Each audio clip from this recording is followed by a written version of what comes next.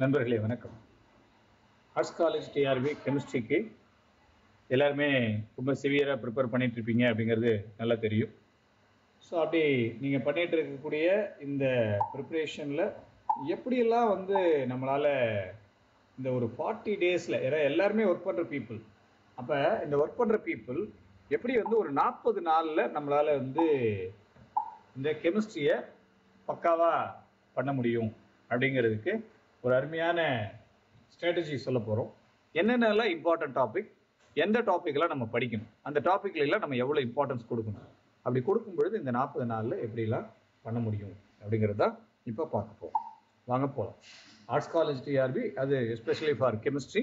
இந்த கெமிஸ்ட்ரிக்கு நம்முடைய Namakkal Sri Shirdi Sai coaching institute அப்படிங்கிறது உங்களுக்கு ரொம்ப ஃபெமிலியரான, நிறைய பேர்த்த உருவாக்குன பிஜிடிஆர்பியாக இருக்கட்டும், சயின்டிஸ்டாக இருக்கட்டும், எல்லாத்தையும் உருவாக்குன ஒரு மிகப்பெரிய நல்ல இன்ஸ்டியூட் அப்படிங்கிறது உங்களுக்கு எல்லாத்துக்குமே தெரியும். இப்போ இதில் நம்ம எதுக்கெல்லாம் ரொம்ப இம்பார்ட்டன்ஸ் கொடுத்து படிக்கணும், இதுக்கெல்லாம் நம்ம இந்த 40 நாளில் என்னென்னலாம் படிக்கணும், எப்படியெல்லாம் படிக்க முடியும், எதுக்கு நம்ம கொடுக்கணும். ஒன்று என்ன அப்படின்னா, இந்த இம்பார்ட்டன்ட் டாபிக்ஸ் முதல்ல கெமிக்கல் பாண்டிங்,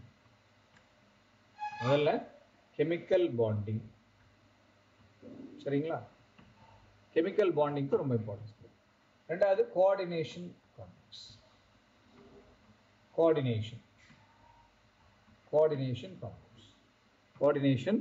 காம்பவுண்ட்ஸ். அடுத்தது ஆர்கனோமெட்டாலிக் காம்பவுண்ட்ஸ். இதுக்கு ரொம்ப இம்பார்ட்டன்ஸ் இங்க கொடுக்கும். நெக்ஸ்ட் பாத்தீங்க அப்படின்னா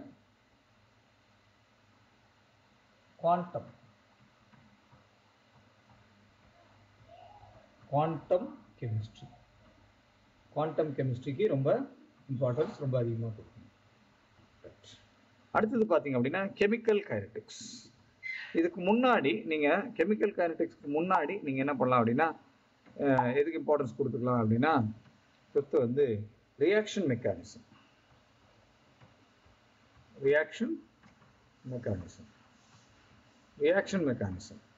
சிக்ஸ்த்து பார்த்தீங்கன்னா ரியேஜென்ட் கெமிஸ்ட்ரி. இது ரொம்ப இம்பார்ட்டன்ட். ரியேஜென்ட் கெமிஸ்ட்ரியில் நம்ம ரொம்ப நிறைய நம்ம பார்க்கணும். அடுத்தது நேம் ரியாக்ஷன்ஸ். ஆர்கானிக்ல நேம் ரியாக்ஷன்ஸ். இந்த நேம் ரியாக்ஷன்ஸ் ரொம்ப இம்பார்ட்டன்ட். அடுத்தது பார்த்தீங்க அப்படின்னா கெமிக்கல் கைனடிக்ஸ்.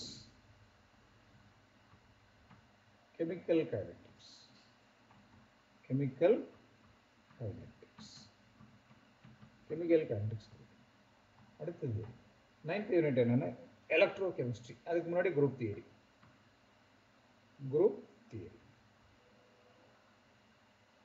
அடுத்தது எலக்ட்ரோ கெமிஸ்ட்ரி.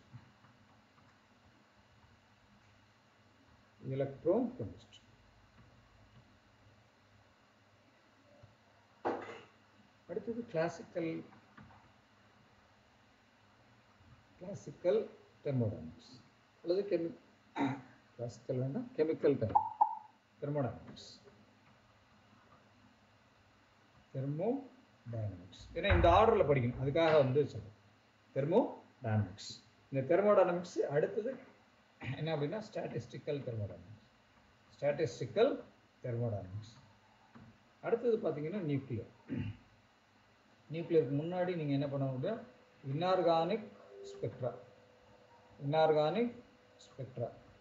இதுக்கு இம்பார்ட்டன்ஸ் கொடுத்துருங்க. அதுக்கப்புறம் என்ன பண்ணுறீங்க அப்படின்னா மெயின் குரூப் எலிமெண்ட்ஸ்.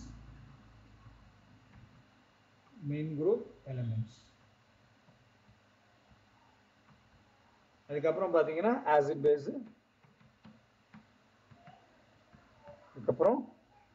பேஸு, தென் physical spectra,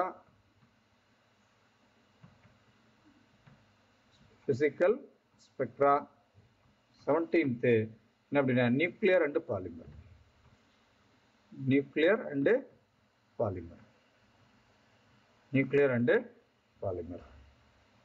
அப்புறம் சர்ஃபேஸ்.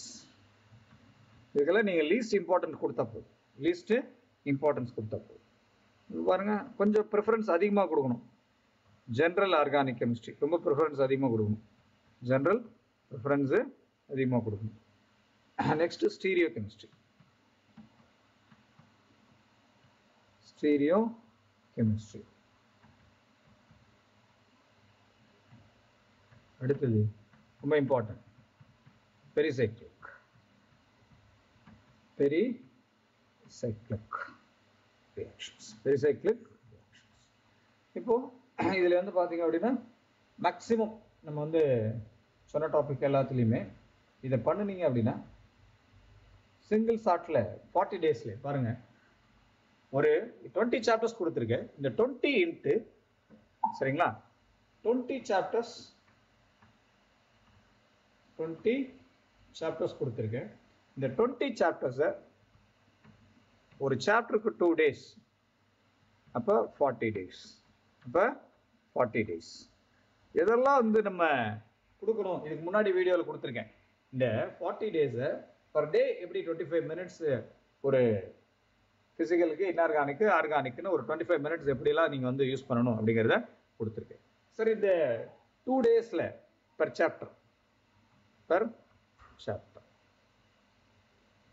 சாப்டர் வந்து 2 டேஸ். அப்போ 20 சாப்டர்ஸ் கொடுத்துருக்கேன். 20 சாப்டர்ஸை நீங்கள் பண்ணலாம். சரி சார், ரொம்ப எது சார் அதிகமாக நம்ம வந்து இம்பார்ட்டன்ஸ் கொடுக்கணும்? ரொம்ப அதிகமாக நம்ம வந்து கொடுக்க வேண்டியது என்னென்ன? குவாண்டம். அடுத்தது வேற என்ன சொல்லலாம்? Chemical bonding.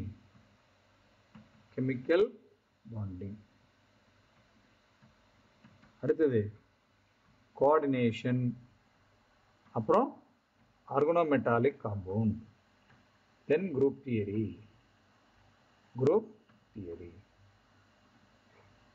சரிங்களா? இங்க பாருங்க என்னென்ன கொடுத்துருக்கோம் பாருங்க.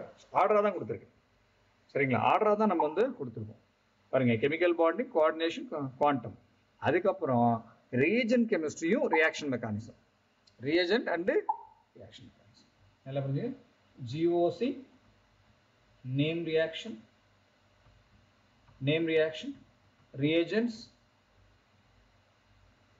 அதுக்கப்புறம் ரியாக்ஷன் மெக்கானிசம். இதை பண்ணணும்னாலே நம்ம வந்து மோரார்லஸ் அந்த கொஸ்டின் பேப்பரை பார்க்கும் பொழுது ரொம்ப ஈஸியாக நமக்கு எல்லாமே தெரிஞ்ச மாதிரியான ஒரு ஃபீல் வந்து கிடைச்சிடும். சரிங்களா? அப்போ இந்த கான்செப்டை நீங்கள் வச்சுக்கணும். பர் சாப்டர் 20 சாப்டர்ஸ் கொடுத்துருக்கேன். இந்த 20 சாப்டர்ஸும் எவ்வளோ பர் டே வந்து நீங்கள் என்ன பண்ணணும்? 2 நாளைக்கு ஒரு சாப்டருங்கிற வகையில் பார்த்தீங்கன்னா இந்த 20 சாப்டர்ஸை ரொம்ப சிம்பிளாக எஃபெக்டிவாக பண்ணிட முடியும். ஏன்னா எல்லா சாப்டர்ஸுமே இம்பார்ட்டன்ஸ் தான். ஆனால் எதுலெல்லாம் நீங்கள் கான்சன்ட்ரேஷன் அதிகமாக பண்ணணும் அப்படிங்கிறத கொடுத்துருப்போம். சரிங்களா? மறுபடியும் சொல்கிறேன், நீங்கள் நல்லா புரிஞ்சுங்க. கான்செப்டை ரொம்ப தெளிவாக பார்த்துங்க. மெயின் வந்து என்ன அப்படின்னா கான்செப்ட் அப்படிங்கிறது என்ன சார்? தியரி. கான்செப்டுங்கிறது தியரி. சரிங்களா? இது எங்கே இருந்துருக்கணும்? பேசிக்ல இருந்து இருக்கணும். சரிங்களா? கான்செப்ட் தியரி பேசிக்ல இருந்து இருக்கணும். அப்போ நீங்கள் என்ன பண்ணணும்? டெஸ்ட்டில் தான் நிறைய கான்சன்ட்ரேட் பண்ணணும். சரிங்களா? டெய்லி மினிமம் வந்து 100 கொஷின்ஸ் வந்து நீங்கள் என்ன பண்ணணும்? அடிச்சு பார்த்துடணும். 100 கொஷின்ஸ் நீங்கள் எழுதி பார்த்துடணும். சரிங்களா? டிஸ்கிரிப்டிவ்ல 10 கொஷினாவது இருக்கணும். இது இன்க்ளூடிங் 100 இல்லாமல் நீங்கள் என்ன பண்ணணும்? டிஸ்கிரிப்டிவ்ல சரிங்களா குறைஞ்சபட்சம் 10 கொஷின்ஸ் வந்து நீங்கள் எழுதி பார்த்துடணும். 10 கொஷின்ஸு நீங்கள் எழுதி பார்த்துடணும். சரிங்களா? அப்போ நிச்சயமாக என்ன பண்ணலாம் அப்படின்னோம்னா இதில் டவுட்டு கண்டிப்பாக இல்லாமல் இருக்காது. டவுட்டு கிளியர் பண்ணணும். அப்போ பர் டே வந்து இதுக்கு நீங்கள் என்ன பண்ணலாம்? பர் சாப்டரில் சொல்லியிருக்கேன். பர் டே டவுட் அப்படிங்கிறது நீங்கள் என்ன பண்ணணும்னா ரெஃபரன்ஸுக்கு நீங்கள் குறைஞ்சபட்சம் 30 மினிட்ஸ்லேருந்து 1 hour நீங்கள் கண்டிப்பாக உங்கள் டவுட்டை கிளியர் பண்ணி என்ன பண்ணணும்? முடிச்சுக்கணும். ஓகேங்களா? இந்த லெவலில் நீங்கள் பண்ணீங்க அப்படின்னோம்னா சரிங்களா சக்ஸஸ் அப்படிங்கிறது ரொம்ப சிம்பிளாக இருக்கும். சார் நான் ஒர்க் பண்ணுறேன், தாராளமாக நீங்கள் என்ன பண்ணினாலும், நீங்கள் எதை செஞ்சுக்கிட்டு இருந்தாலும், எந்த வேலையை செஞ்சுட்டு இருந்தாலும் காதில் ஹெட்ஃபோன் மாட்டிட்டு நீங்கள் பாட்டுக்கு தேடி பார்த்தோ அல்லது கொஸ்டின் பேப்பரோ பார்க்கலாம். இப்போ நம்மளே பொறுத்த வரைக்கும் நம்மள்கிட்ட என்னென்ன ஃபெசிலிட்டிஸ் தான் இருக்குது அப்படின்னு பார்த்தீங்கன்னா சரிங்களா, நம்மக்கிட்ட இருக்கிற facilities recorded video, recorded videos இருக்கு. அதுக்கப்புறம் கொஸ்டின் பேப்பருக்கு எல்லா கொஸ்டின்ஸ்க்குமே என்ன அப்படின்னா நல்லா புரிஞ்சுங்க, வீடியோ சொல்யூஷன்ஸ் இருக்கு. வீடியோ சொல்யூஷன்ஸ் இருக்கு. வீடியோ சொல்யூஷன்ஸ் இருக்கு. எங்கெல்லாம் தேவையோ அங்கெல்லாம் பிடிஎஃப் வந்து நீங்க என்ன பண்ணலாம் அப்படின்னா தாராளமா பிரிண்ட் பண்ணிக்கலாம். பிடிஎஃப் எடுத்து பிரிண்ட் பண்ணிக்க முடியும். பிரிண்டட் பிடிஎஃப் வந்து நம்மள்ட்ட அவைலபிள். சரிங்களா? அப்புறம் லைவ் கிளாஸஸ். லைவ் கிளாஸஸ் இது நம்மளுடைய பெஸ்ட் ஸ்ட்ராட்டஜி. சரிங்களா? அப்போ என்ன சார் இருக்கும், எப்படி இருக்கும்? சிம்பிளாக இருக்கும். கான்செப்ட் எல்லாமே சிம்பிளாக இருக்கும். பேசிக்ல இருந்து இருக்கும். எஃபெக்டிவாக இருக்கும். எஃபெக்டிவாக இருக்கும். இது நம்மளுடைய ஸ்ட்ராட்டஜி. இது உங்களுக்கு பிடிச்சிருந்தா நீங்கள் பண்ணலாம். அல்லது மேலே சொன்ன நான் சாப்டர் சார் நீங்கள் ஓனாக ப்ரிப்பேர் பண்ணுறேன் சார், அவங்களுக்கு நம்ம சொன்ன இதெல்லாம் வந்து நம்ம என்ன பண்ணலாம், தாராளமாக நீங்கள் செஞ்சுக்கலாம். ஓகேங்களா?